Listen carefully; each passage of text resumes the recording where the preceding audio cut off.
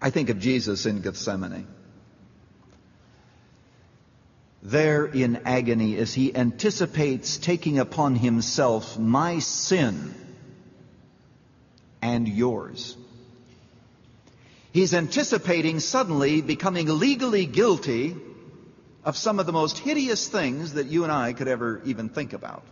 And he's going to become legally guilty of these because the Lord is going to lay upon him the iniquity of us all. And that is a lot of iniquity. There he is, he's in Gethsemane. My Father, if it be possible, let this cup pass from me. God, if there is a way that I would not have to drink this cup, if there would be another way, if it is possible, deliver me, take me straight to heaven. Nevertheless,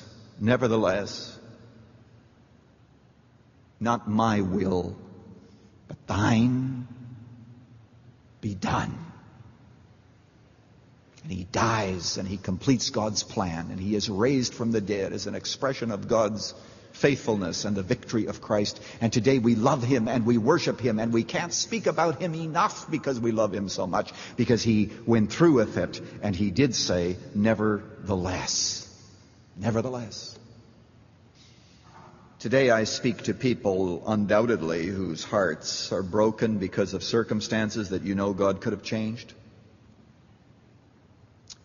Because of the lack of deliverance that you think he should have brought. Some of you might even be pretty angry with God if the truth were really known, if we could dig down deep and really find what's there. I want you to know today that you can be listed in the great 11th chapter of Hebrews. You too can be a hero of faith.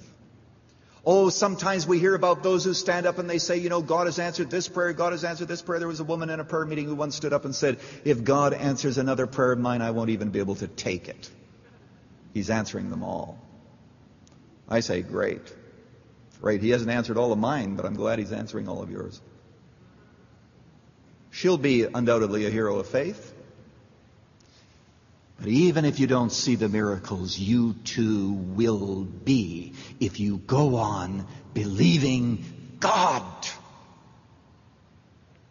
Because he is trustworthy and because he does love you and because he does care. Even if you die without seeing the fulfillment of some promises, you will make God's great hero of faith. And the Bible says that that faith is so precious to him that it is our gift at his appearing.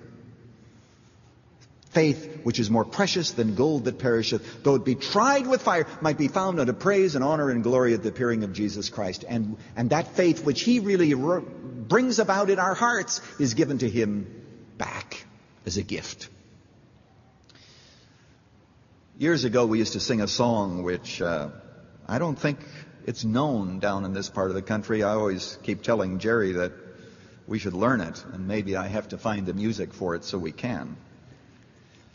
But the words go like this: my Jesus, as thou wilt, O may thy will be mine. Into thy hands of love I would my all resign. Through sorrow or through joy, conduct me as thine own. And help me still to say, my Lord, thy will be done. Blessed are those who are not upset with the way God runs his business. Well, my friend, this is Pastor Lutzer. I'm so glad that you listened today.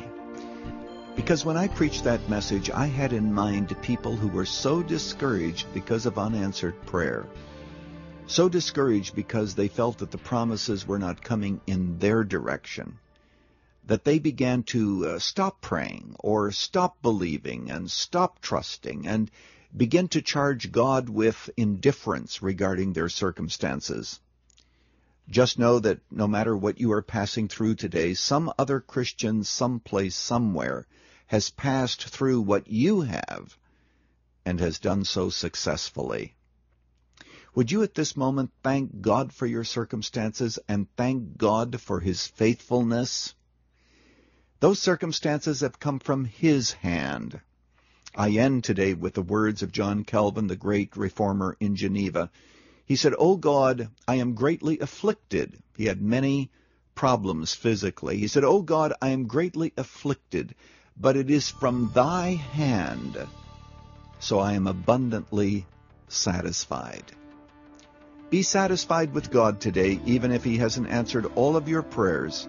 And if you are, you too will be a hero of faith, and your name will be in Hebrews chapter 11. Thank you, Dr. Lutzer. Erwin Lutzer has now concluded When God Doesn't Come Through, the last message in his series, Highlights from Hebrews. Ever wonder what God's ultimate purposes are? Monday, Erwin Lutzer begins a series asking the question, what is God up to? Running to Win comes to you from the Moody Church in Chicago. We believe our series from Hebrews has helped you draw near to God in fully assured faith. Highlights from Hebrews can be yours on CD as our thank you when you give a gift of any amount to support Running to Win. For details, call 1-800-215-5001. That's 1-800-215-5001. On the Internet, go to offerrtw.com. That's offerrtw, all one word, .com. This is Dave McAllister. What is God up to? Find out on Monday's edition of Running to Win.